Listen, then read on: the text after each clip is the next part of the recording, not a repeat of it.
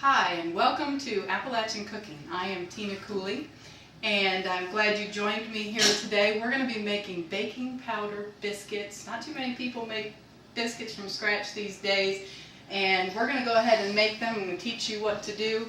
First thing that we need to do when making biscuits is some flour. We're going to need to put the flour into a measuring cup, and the technique that's used and preferred is to spoon the flour into the measuring cup so as not to have too dense of a cake or biscuit or whatever it is that you're making. So you'll spoon it in, you'll spoon it on too much, and then scrape it off. I'm going to pour all that into my sifter because I like to sift my dry ingredients together. I need 2 cups, so I'm going to go ahead and scoop out another cup here of flour. Biscuits are great. We always like to eat them in my family. I grew up eating them with my family. My mom used to make them, particularly when we were having chicken. We'd have chicken and biscuits with gravy. So good. Put that in there. That's our flour, 2 cups of flour. Also, we need a leavening agent for the biscuit so it'll be light and fluffy. And that requires a tablespoon of baking powder. Then we also need some sugar. Just a little bit, 2 teaspoons of sugar goes in, and another leavening agent that helps the baking powder is a little bit of cream of tartar. That is 1/2 teaspoon. And the last dry ingredient is a 1/4 teaspoon of salt. Once you have all those in, it's time to sift. Now I'm using a Bromwell's sifter. The company started in 1819 making sifters as well as other cooking tools. This one isn't that old, but it's similar to what they may have used. I'm going to sift this. I know that the all-purpose flour already is sifted, but I still like to use a sifter. It makes sure that your ingredients are well combined. Alright, and I'll have to take this off of here. There's a little bit that ended up on the lid for the flour. Alright, so there are our dry ingredients. Next we'll need some Crisco or lard. You may also use butter. Butter makes them real flaky, and you may also use margarine. And it doesn't matter which one you choose, lard, Crisco, butter, or margarine, as long as you use 1/2 cup. What I'm going to do is use Crisco. Crisco is the best brand of shortening out there. So what you do is you spoon the Crisco into the measuring cup, and be sure and push it down as you work because it can create air bubbles in there and then you don't really have the right measurement. So I'll push that all down in. Once I get it in tight and sure that I got enough, I'll scrape it off the top, level it off a bit, and then I still need to get it out, so I'm going to use the same spoon and dig it out of there. But at least I know I've got 1/2 cup. I'll dig it out into my dry ingredients. Give that a little tap. It's going to need a little help from my finger. Fingers are the best cooking tools around sometimes. Alright, there's our shortening. There are several methods you can use to blend the shortening into the dry ingredients. The way that they may have done it a long time ago is just to use their hands. Make sure the shortening is covered with flour and just pull it apart with your fingers. Keep working it and working it with your hands until it becomes pea-sized little pieces. You can use that method. I'm going to rinse my hands off real quick and show you a couple other methods that you can use. Bear with me.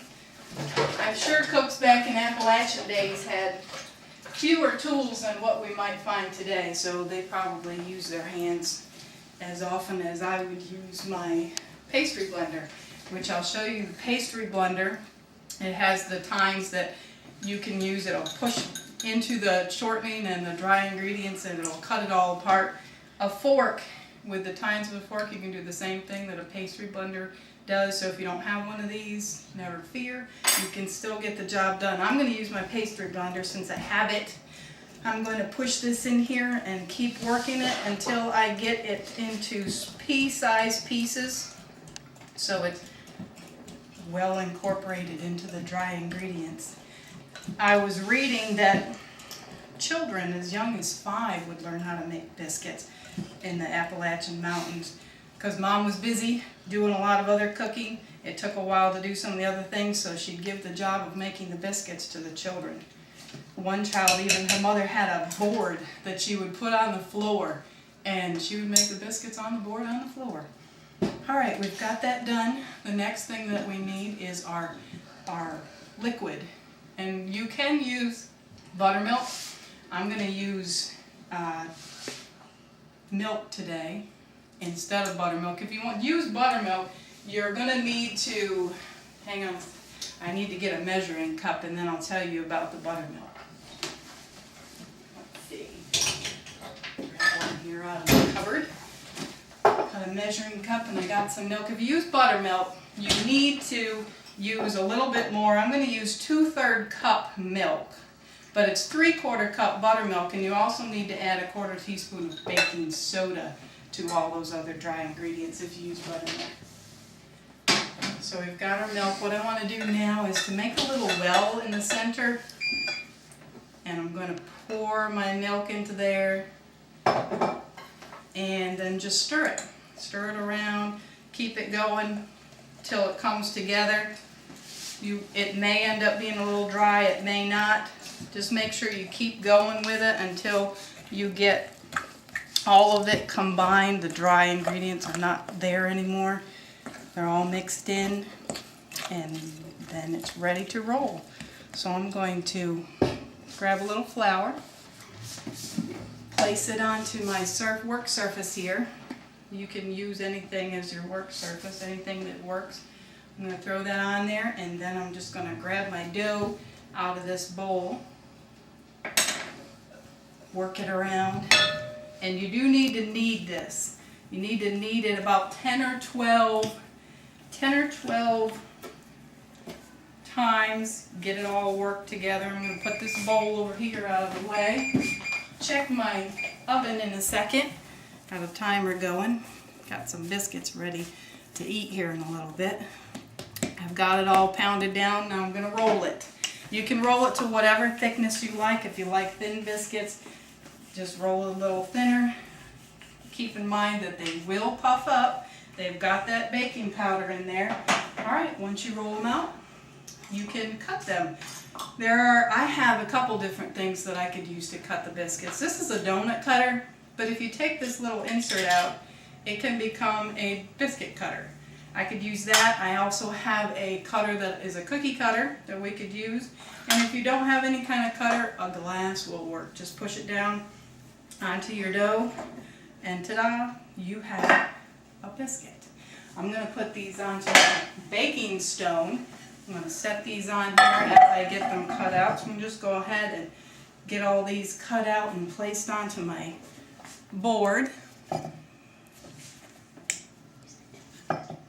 Make sure that you use all of the dough. In order to do that, I'm going to need to wad this back up into a ball so that I can use all of it. Don't want to leave any good dough out. And I'm just going to flatten them. You don't have to use a rolling pin. You can just flatten your dough, make another biscuit, ball it up. You don't want to work it too much with your hands, but you can do it a little bit.